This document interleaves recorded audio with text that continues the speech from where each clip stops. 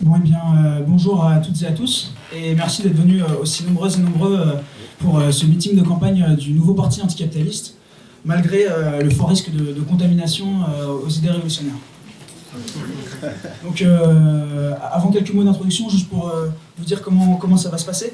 Tout d'abord, on va avoir 3 prises de parole de nos camarades qui sont nos têtes de liste, Riwan et Sarah, puis de Annick, une de nos colistières. Donc, ensuite, on pourra se retrouver, on pourra ouvrir le débat et donc avoir une discussion avec la salle, avec des interventions libres. Et ensuite, on pourra se retrouver autour d'un pot en haut de la salle pour prolonger les discussions.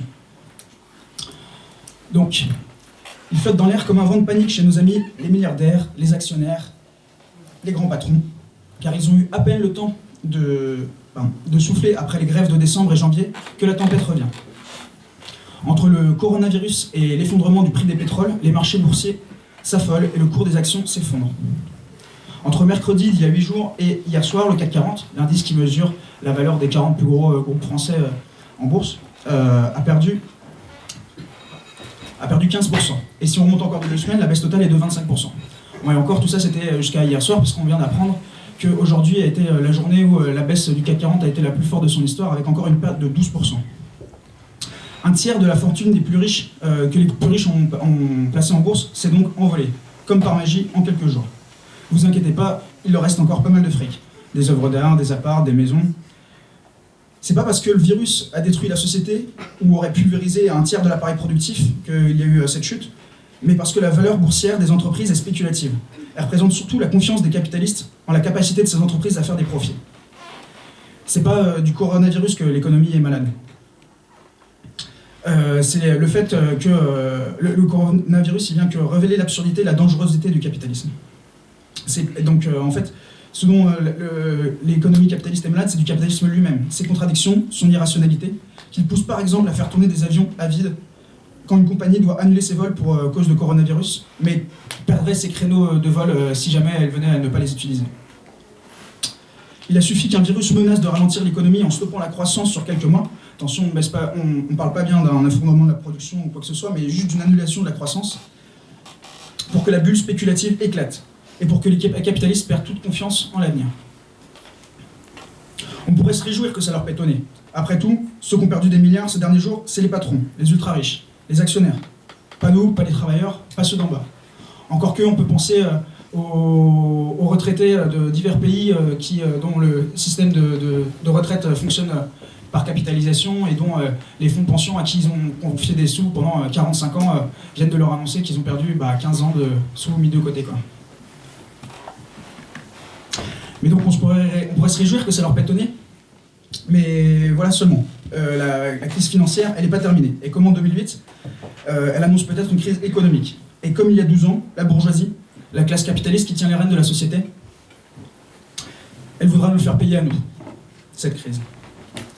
Dans le camp en face, Macron et ses ministres, ils sont comme d'habitude dans la provocation et le mépris.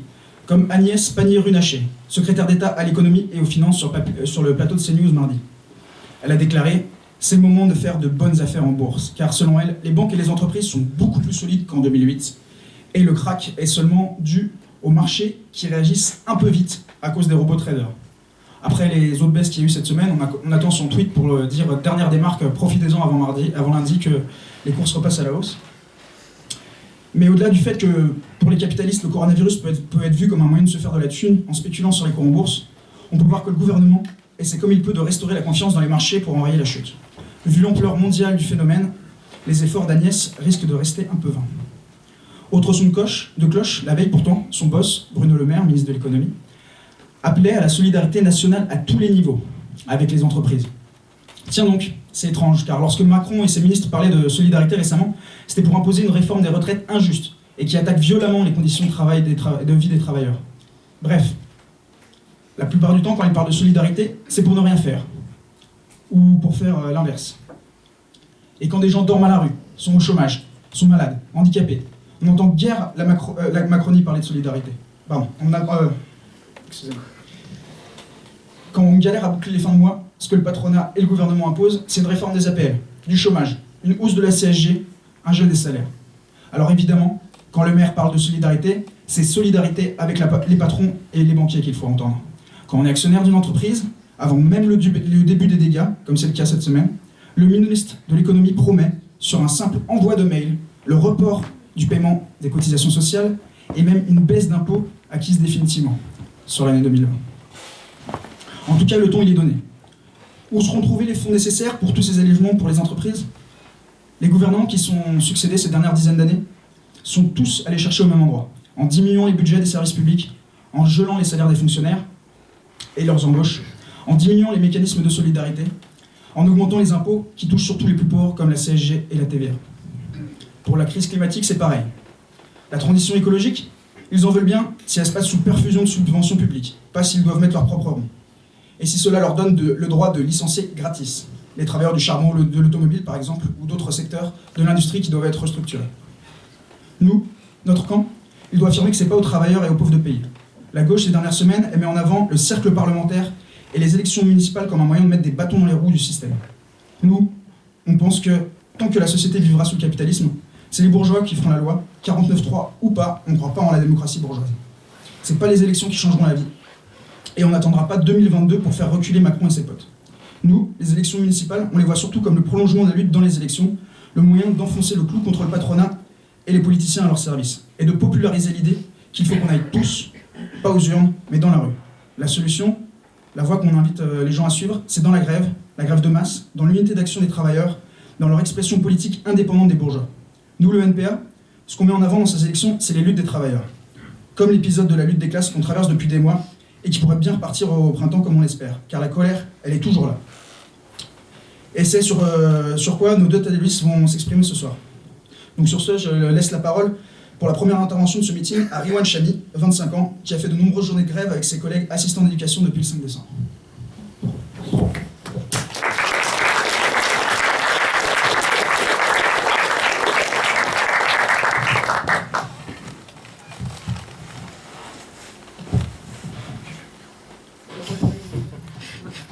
Il n'y a pas assez d'argent dans les services publics.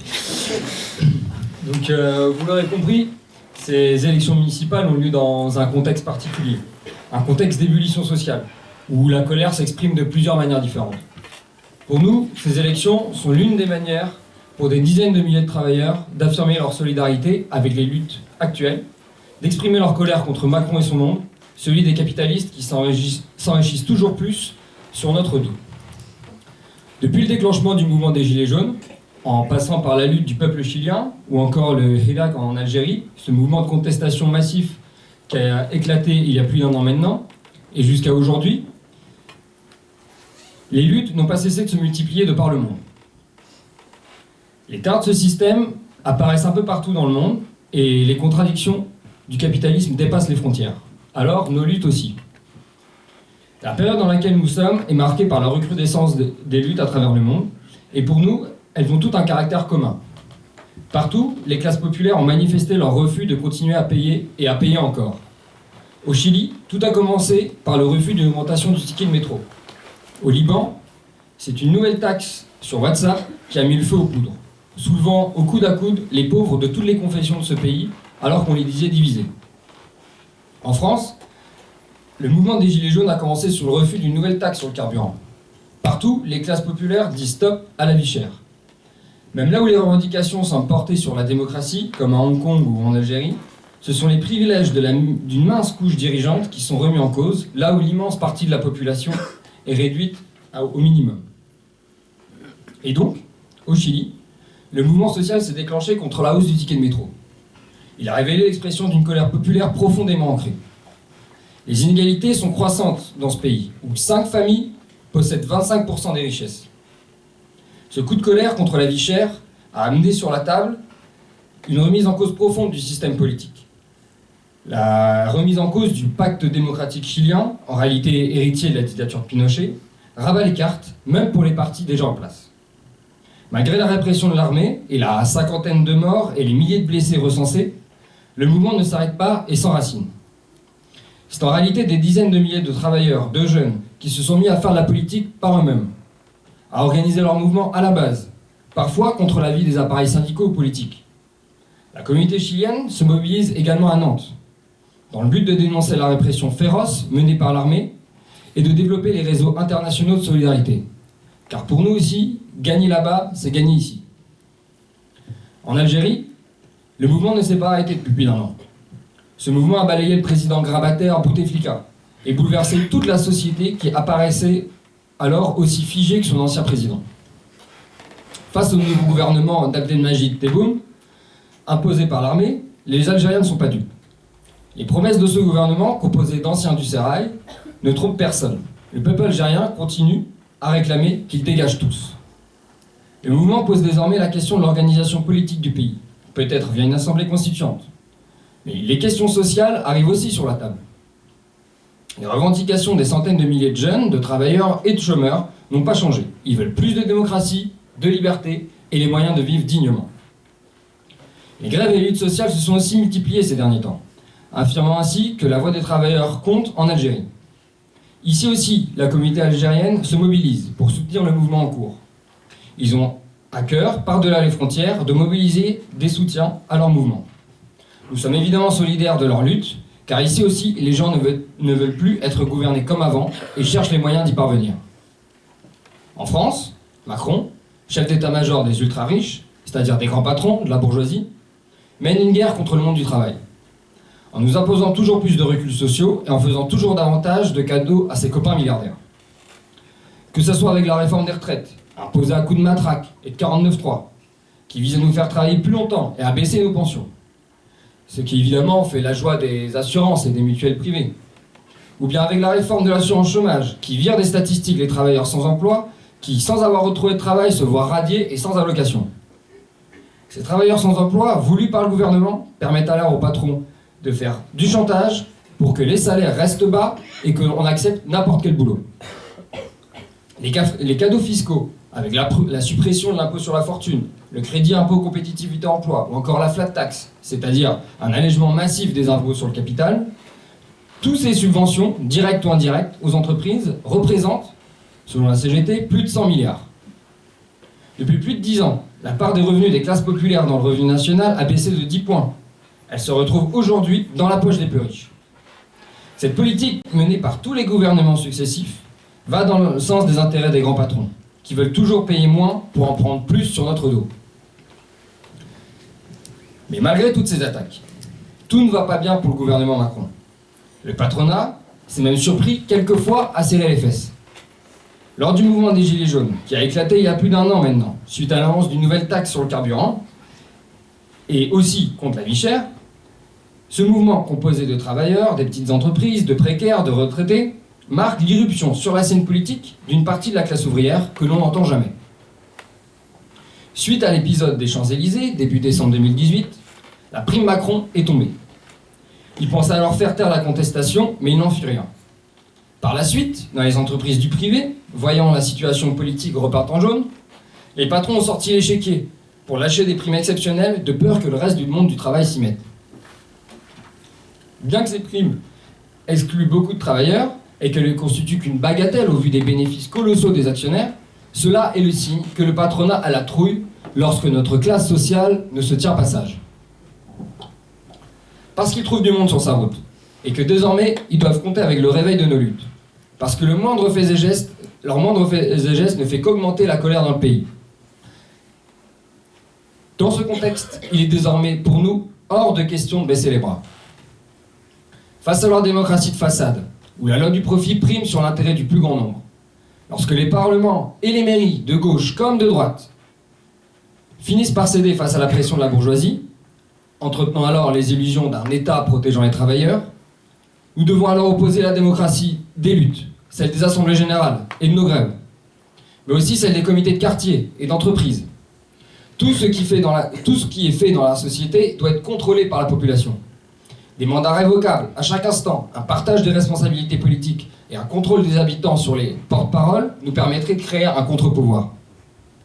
Développer la démocratie des luttes, c'est aussi pour nous le rôle des révolutionnaires à la mairie. D'autres luttes sont à venir. Et il va nous falloir les coordonner, les organiser démocratiquement à la base, pour en garder le contrôle, et se donner les moyens d'enfin gagner. Une mairie au service des travailleurs mettrait tous les moyens qu'elle possède au service des luttes. Cela passerait évidemment par un soutien politique, mais aussi par un soutien matériel en donnant des salles municipales aux grévistes pour qu'ils s'organisent, mais aussi en alimentant les caisses de grève et en développant les cantines populaires afin que la grève dure. Il nous faut préparer la riposte, dans la rue et par la grève. Mais mettre dans l'urne un bulletin anticapitaliste et révolutionnaire le 15 mars, c'est exprimer sa solidarité avec les luttes sociales. C'est exprimer sa colère contre la politique du gouvernement et des grands patrons. Si des milliers de travailleuses et de travailleurs votent pour des révolutionnaires, c'est envoyer le message aux notables de la ville et à nos dirigeants que nous ne laisserons plus faire, que nous disons merde au système et que, comme le disent les Gilets jaunes depuis plus d'un an maintenant, nous nous battrons pour l'honneur des travailleuses et des travailleurs et pour un monde meilleur.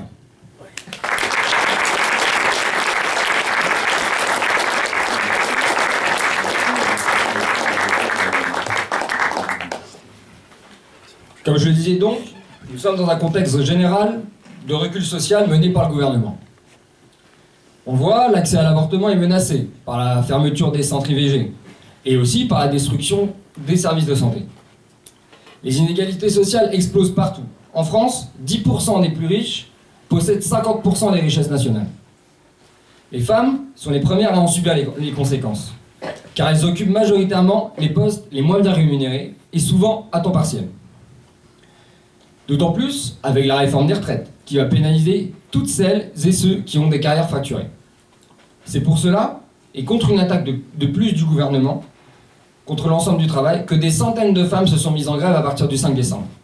Qu'elles soient gilets jaunes, travailleuses, précaires, du public comme du privé, elles se mobilisent contre la dégradation de leurs conditions de travail, contre la précarité et contre les inégalités salariales. Les femmes sont aussi en première ligne dans toutes les luttes de par le monde.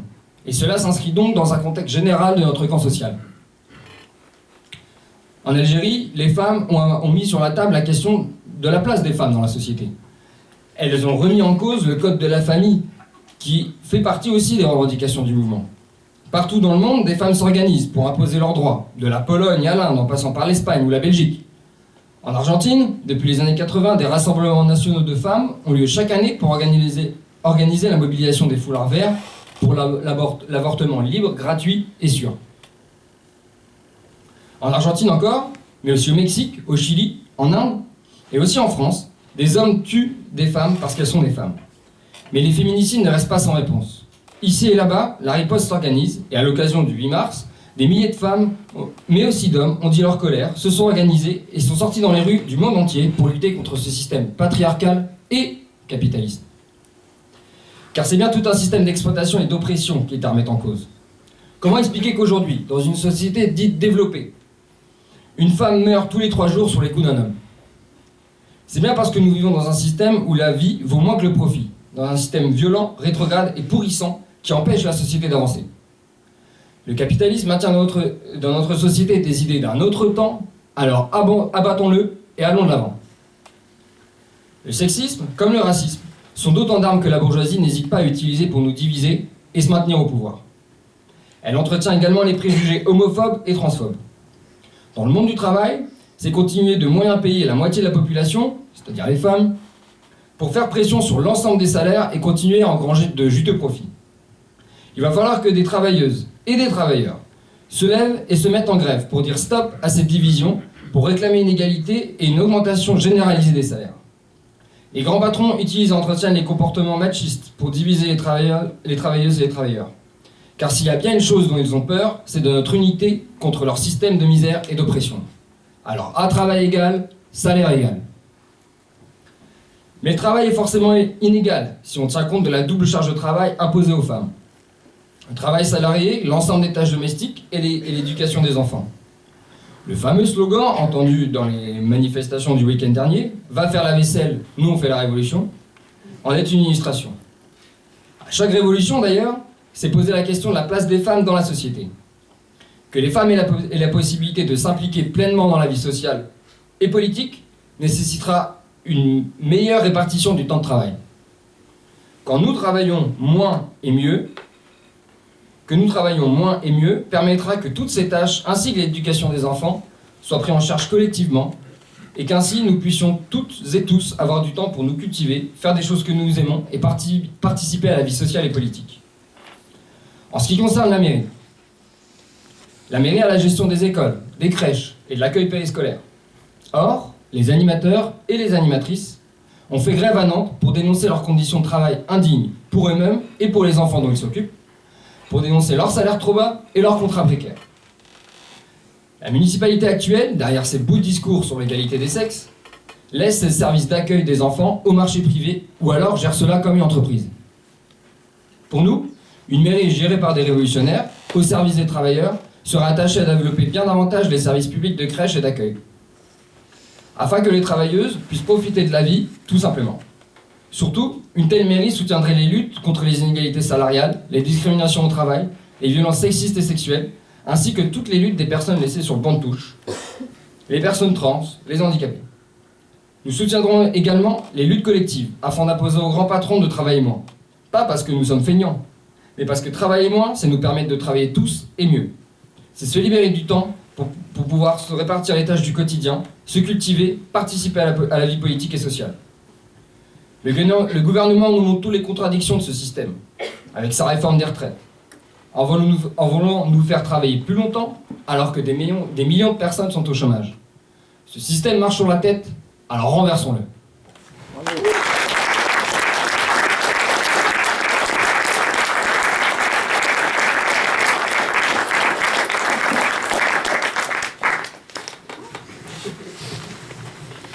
Bonsoir à toutes et à tous. Donc, je suis née en 1960. Après la 5e, le système scolaire a conseillé à ma mère une orientation technique. Moi, je voulais aller en mécanique générale.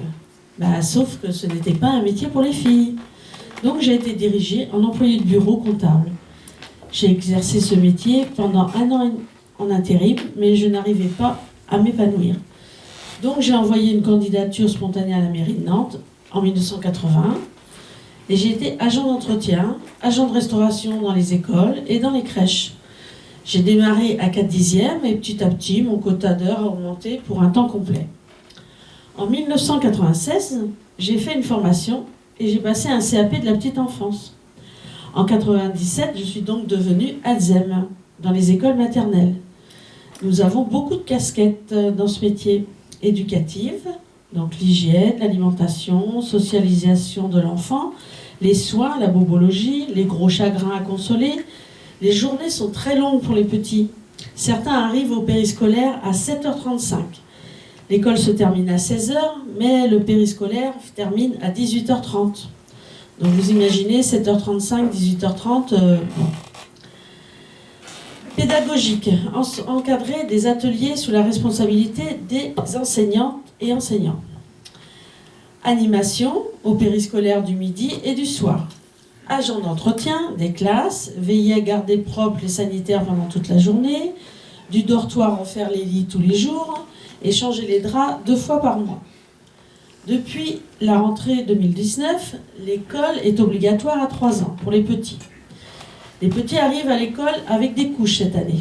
Et c'est à nous de faire l'apprentissage de la propreté. Nous avons des fois une dizaine d'enfants sur 25 à 30 enfants par classe. Aucun matériel ne nous a été fourni, style table à manger. Nous devons nous adapter. Nous accueillons aussi des enfants handicapés dans les classes. Les enfants handicapés demandent une attention constante. Si je suis en atelier avec un groupe d'enfants, je ne peux pas m'occuper d'un enfant handicapé. Seulement, un enfant handicapé a besoin de beaucoup d'attention et il peut se mettre en danger et déclencher une situation dangereuse pour les autres.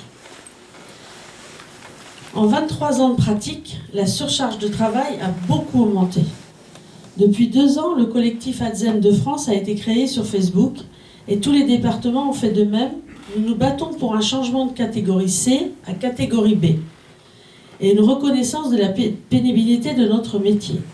Le collectif a été reçu plusieurs fois au ministère de la fonction publique, avec à la sortie beaucoup de promesses, mais rien ne bouge, les salaires n'augmentent pas et aucune reconnaissance de notre profession. Dans 2 ans, je serai à la retraite. Je me suis battue depuis le 5 décembre dans la rue contre la nouvelle réforme des retraites, en tant que femme, travailleuse, et cela n'a pas été facile de motiver mes collègues. Je me suis sentie bien seule, alors que moi, je ne suis pas impactée par cette nouvelle réforme. Leur motif, ne pas faire grève, les traites à payer en fin de mois, la peur d'être mal vue par les autres, les professeurs des écoles, les parents, etc.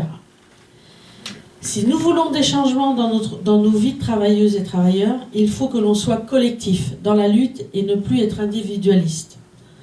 Je commence à me projeter dans comment je vais organiser ma nouvelle vie de retraité. La question du montant de ma retraite est primordiale.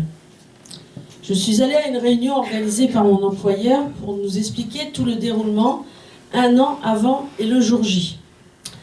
C'est dingue compliqué, je vous explique même pas. Même les personnes qui nous ont organisé cette réunion n'arrivaient des fois pas à s'y retrouver. Donc, ce que j'ai retenu, ce qui est très important, c'est combien je vais à peu près toucher pour ma retraite. Donc, on m'a dit entre 1100 à 1400 euros après 41 ans de carrière dans la fonction publique. J'ai des envies de voyage, d'activités sportives, de sorties entre amis, de spectacles. Je pense qu'il va falloir que je fasse des choix.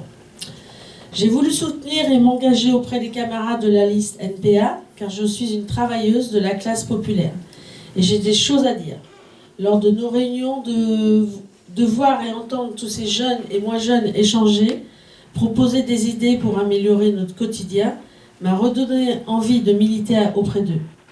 Je ne veux plus que l'on décide à ma place, je ne veux plus subir toutes ces décisions politiques qui ne me correspondent pas et qui ne vont pas améliorer mon quotidien en tant que travailleuse et future retraitée.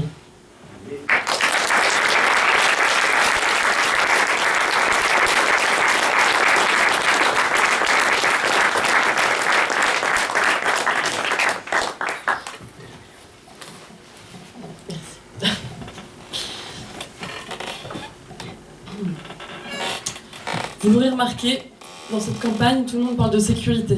Tout le monde est plus vert que vert. Nous, ce dont nous tenons à parler, c'est de la situation des classes populaires. Toutes les classes populaires. Et parmi elles, il y en a dont personne ne parle, c'est des immigrés. Et pour cause. Ils ne sont pas considérés. Sans papier et sans droit de vote, alors qu'ils vivent, étudient ou travaillent ici. Si on se présente, c'est aussi pour faire porter leur voix dans cette campagne. D'ailleurs, on aurait peut-être pu déposer notre liste plus tôt si nos copains sans-papiers avaient pu donner leur nom. Comme bon nombre de gens arrivés en France depuis plusieurs années et qui travaillent et payent des impôts ici, ils n'ont pas leur mot à dire. Nous, on voudrait qu'ils puissent donner leur avis sur comment on organise la société. Et pas par humanisme, mais bien parce que les étrangers qui arrivent en France et qui sont considérés comme des sans-papiers, que les médias appellent des migrants, pour nous, ce sont nos frères et nos sœurs de la classe ouvrière. Ce à quoi on assiste depuis plusieurs années, ce n'est pas une vague d'immigration comme disent certains. On peut rappeler que l'histoire est celle des migrations. On est loin d'être des Gaulois, n'en déplaise à certains. Et surtout, c'est faux. Quand des macronistes ou même des porte-paroles de la France insoumise criaient à la crise migratoire en 2017, le nombre d'entrées de migrants arrivés en France avoisinait les 260 000, soit 0,4% de la population. Et ce chiffre est stable d'une année sur l'autre.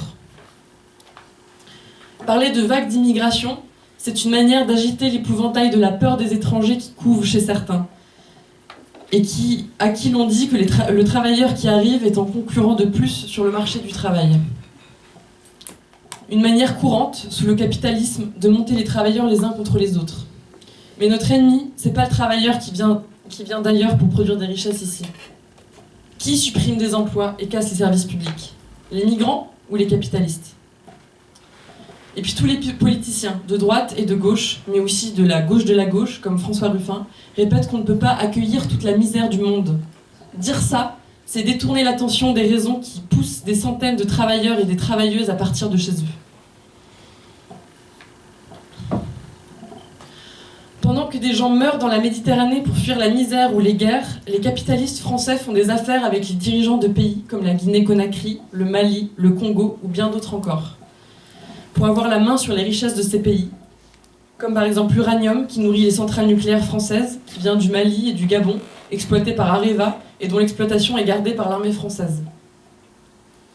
En vérité, Les politiques autoritaires mises en place là-bas sont une manière de contenir la colère que génère la misère sociale, pendant que les capitalistes continuent leur business. Les régimes là-bas sont soutenus par l'État français, qui mène dans ses anciennes colonies une politique impérialiste et maintient au pouvoir ceux qui la servent. Le servent. Parler de crise migratoire permet à nos politiciens de justifier le durcissement des conditions d'accueil, l'allongement de la durée de rétention en centre de rétention administrative et la restriction du nombre d'asiles accordés, entériné avec la loi Asile et Immigration en 2018. Tout cela pourquoi ? Pour faire le tri entre les bons et les mauvais migrants. On vit dans un monde où les marchandises peuvent circuler librement, mais pas les gens. On ne réserve pas le même sort à ceux qui peuvent venir avec un visa ou qui viennent d'endroits jugés à risque et qui obtiennent le statut de réfugié, et tous les autres. Ceux qui fuient la répression, la torture, parce qu'ils sont opposants politiques, homosexuels, ceux qui fuient la misère. Tout cela, on leur empêche l'accès au papier, sous prétexte que l'officier n'a pas l'intime conviction que leur récit concorde avec la réalité, ou parce que ces empreintes ont été prises ailleurs, tout cela à cause de la procédure de Dublin, qui permet à l'État français de renvoyer les demandeurs d'asile vers les frontières de l'Europe. Parce qu'ils ne cochent pas les bonnes cases de l'asile politique, on les condamne à la clandestinité et à la survie. Mais personne n'est illégal. Et lutter pour l'ouverture des frontières, pour mettre fin à la mise en concurrence des travailleurs, ça commence ici. L'Europe forteresse, elle est aussi à Nantes, où l'on refuse des aides et des logements à des centaines d'exilés chaque jour, où l'on évacue des squats, celles et ceux qui y trouvent un peu de repos, pour éviter la rue, où l'on expulse ceux qui sont déboutés du droit d'asile. Nous, on pense que celles et ceux qui vivent ici, travaillent ici, ils doivent rester ici. L'actuelle majorité municipale s'est souvent cachée derrière une préfecture intransigeante pour se faire passer pour une mairie au service des plus démunis, à la recherche de solutions, à l'écoute de la population. C'est sûr que face à une préfecture qui préfère ne pas fournir de solutions d'hébergement sous prétexte que cela créerait un appel d'air, la mairie qui ouvre 10 places ici, 90 places par là, passe pour un bon samaritain. Mais n'oublions pas que c'est la mairie sortante qui a ordonné l'évacuation de l'école des Beaux-Arts en novembre 2017, celle du square Verté en octobre 2018, en déversant des gravats pour éviter que des gens s'y réinstallent. Et c'est Nantes Métropole qui a déposé un arrêté de péril imminent concernant le gymnase Jeanne Bernard en septembre 2019, ce qui a conduit d'octobre à janvier des centaines d'exilés à retourner dans la rue. Pourtant, des moyens pour accueillir les migrants, il y en a, puisque les Nantais les trouvent. Des associations, des collectifs et des habitants s'occupent déjà de fournir des logements, la nourriture, des vêtements aux exilés. Ce qu'une municipalité aux mains des travailleurs et travailleuses pourrait faire, c'est renforcer et soutenir humainement et financièrement le tissu de solidarité qui existe déjà. Ce serait aussi soutenir les luttes des sans-papiers, comme celles et ceux des travailleurs sans-papiers qui se battent pour leur contrat de travail et leur salaire. Nantes est une ville riche où se creusent les inégalités, où les loyers augmentent, où au moins 1000 personnes vivent à la rue, dans des squats ou dans des bidonvilles, alors que tant de logements sont vides. Ils sont estimés à 10 000 à Nantes, mais c'est difficile d'avoir le chiffre exact. Ce qu'il faut, c'est procéder à un recensement par la population, car qui mieux que les habitants savent quels logements sont vides. Une municipalité dirigée par les travailleurs et les travailleuses organiserait la réquisition des logements vides, augmenterait massivement le nombre de logements sociaux. Ce qu'on pourrait faire aussi, c'est plafonner les loyers et interdire leur augmentation, et empêcher toutes les expulsions. Cela ne serait possible qu'à condition de s'organiser, que les mal logés en colère, que tous les habitants se rassemblent pour faire face aux expulsions et aux interventions de police ou d'organismes à la solde de l'État ou aux bailleurs, ou des bailleurs.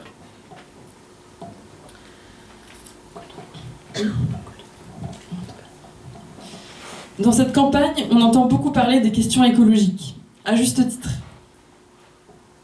Le mois de janvier 2020 est le plus chaud jamais enregistré.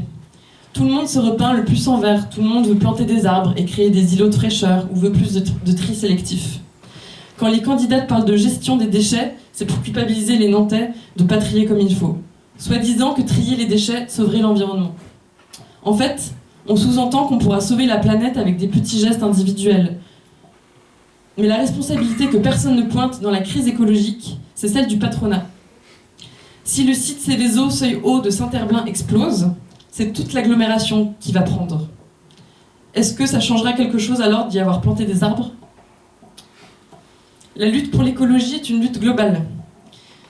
Mais ça ne veut pas dire qu'on ne peut rien faire à l'échelle d'une municipalité. Par exemple, assurer la gratuité des transports et pas que le week-end. C'est une mesure très simple à mettre en place. On nous dit que ça coûte trop cher. Ça coûterait 75 millions par an. C'est dérisoire par rapport au budget de la municipalité et au profit des entreprises nantaises. Mais tant qu'on ne s'attaque pas aux plus gros pollueurs, ça ne fera pas baisser la température. 10% des plus riches émettent la moitié des gaz à effet de serre, alors que la moitié de l'humanité n'en émet que 13%. Faire des promesses électorales sur la question d'écologie, c'est de la démagogie verte. Le problème écologique, sa source, elle est dans l'entreprise. Le problème, c'est que dans l'entreprise capitaliste, il y en a un qui a intérêt de produire plus, même si c'est en faisant n'importe quoi. C'est le patron et c'est lui qui décide. On ne sortira pas de l'urgence climatique si on ne s'en prend pas à la source du profit, si on ne s'attaque pas au système capitaliste. Les travailleurs, eux, n'ont aucune prise sur les décisions. Ils n'ont pas leur mot à dire sur ce qui est produit et comment c'est produit. Le seul contrôle qu'il y a aujourd'hui, c'est celui de la concurrence et la répression des fraudes effectuées par 3000 personnes pour 4,2 millions d'entreprises en France, soit un contrôleur pour 1400 entreprises. Même en supposant qu'il faille seulement une semaine en moyenne pour réaliser un contrôle approfondi, il faudrait donc environ 30 ans pour contrôler l'ensemble des entreprises. Et en attendant, il y a des catastrophes comme celle de Lubrizol à Rouen, pour ne parler que de la plus récente, ou celle de Brenntag à Saint-Herblain, pour ceux qui s'en souviennent. Pendant ce temps, il y a des personnes qui sont sur place et qui connaissent bien les lieux et les risques. Les travailleurs et les habitants. C'est pas seulement un souci démocratique, en réalité, il n'y a pas d'autre solution. Car qui sont les premières victimes de la pollution ? Les habitants. On ne compte plus les cas de maladies respiratoires ou de cancer à cause de la pollution de l'air ou de l'eau. Et c'est aussi les travailleurs et les travailleuses, les ouvriers agricoles victimes des pesticides, les ouvriers irradiés, même à faible dose dans les centrales nucléaires. Ce qu'il faut, c'est le contrôle par les travailleurs sur la production, qui, eux, sauront réorienter les besoins de la production de la manière la moins polluante et assurer la sécurité des sites. La jeunesse qui se mobilise a raison de dire qu'on est tous concernés. Il faut continuer la lutte. Sur les questions d'écologie, comme pour la lutte des femmes et la lutte des migrants, il n'y a pas de solution dans le capitalisme. On imposera une réelle lutte contre le réchauffement climatique que si on s'empare des moyens de production. Et pour ça, il va falloir s'organiser. Donc ces élections, on a décidé de s'y inviter, c'est pas parce qu'on pense qu'elles vont tout changer. C'est plutôt pour y faire irruption, avec nos mots, nos colères, nos revendications. On y parle de nos problèmes. Les problèmes de salaire, les problèmes de licenciement, de retraite.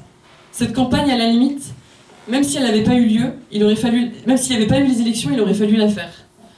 Alors maintenant qu'il y a les micros tournés vers nous, on en profite pour porter la voix des travailleurs, des jeunes, des chômeurs, des retraités, la voix de ceux qui en ont marre des fins de mois difficiles, de la précarité, de la galère, et pour la porter à une autre échelle. Les membres de la liste, ce sont des travailleurs et des jeunes qui ont pris part aux bagarres et qui ont à cœur la victoire de notre camp social.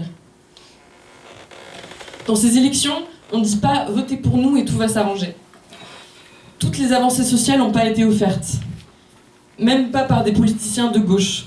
Elles ont été conquises de haute lutte par nos anciens, et c'est comme ça que ça va continuer à se passer. C'est pour ça qu'on ne fait pas de promesses électorales. Ce qui peut nous défendre, ce sont nos mobilisations collectives. Notre campagne s'articule autour d'un programme pour les luttes. Nous n'aurons que ce que nous prendrons.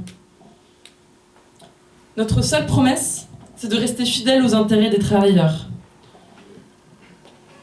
Notre boussole dans les luttes, dans cette campagne, et au conseil municipal, si on décide de nous y emmener, enfin de nous y envoyer, si on nous y envoie, on y sera les yeux et les oreilles des travailleurs. On les tiendra au courant des sales coups qu'on nous prépare.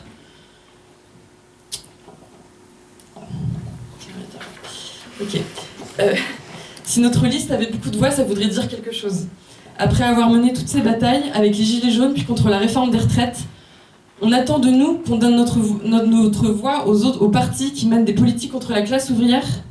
Les listes révolutionnaires, on est les seuls à représenter la colère des travailleurs, à représenter la rupture avec ce système. Si des milliers de travailleuses et travailleurs mettaient un bulletin anticapitaliste et révolutionnaire dans les urnes, cela enverrait un message clair aux notables de la ville et aux classes dirigeantes. Le message qu'on ne se laissera pas faire, qu'on n'attendra pas bien sagement de se faire exploiter, qu'on est prêt à se battre pour défendre nos intérêts.